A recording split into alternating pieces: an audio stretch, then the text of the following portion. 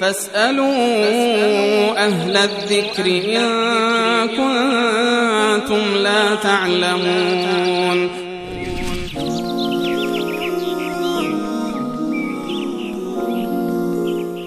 بیننده دیگری پرسیدن که سلام علیکم، با 4 شماره آخر 0531 سوالی داشتم، اگر کسی بدون روسری وضو بگیرد اشکالی دارد یا نه؟ ممنون از برنامه. در این زمینه یعنی هیچ گونه اشکالی نیست. هیچ یک از فقها معتقد به این نبوده.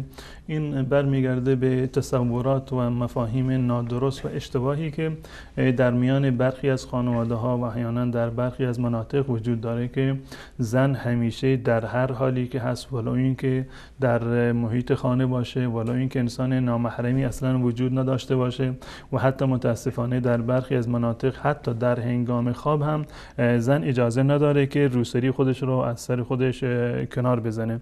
اینا یک برداشت های نادرستی هست و یک نوع حساسیت های بیجایی هست که در این زمینه وارد شده. در مورد زن فقط اون پوششی که هست یعنی برای این هست که خودش رو از نگاه نامحرم حفظ بکند.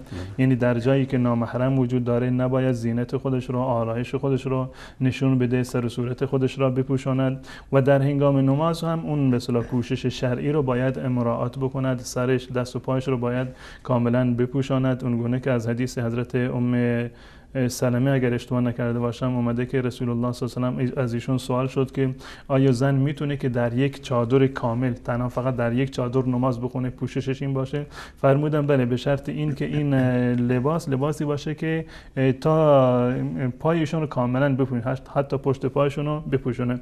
گرچه این حدیث هم خالی از ضعف نیست، منتها حکم شرعی در این مورد این است که لباس زن در هنگام عبادت و پوششی که باشه این است که باید تمام بدنش کاملا پوشیده باشه به جز صورتش و پشت دو دستش. این قول اکثر علما هست. اما در هنگام وضو هیچ گونه شرطی وجود نداره.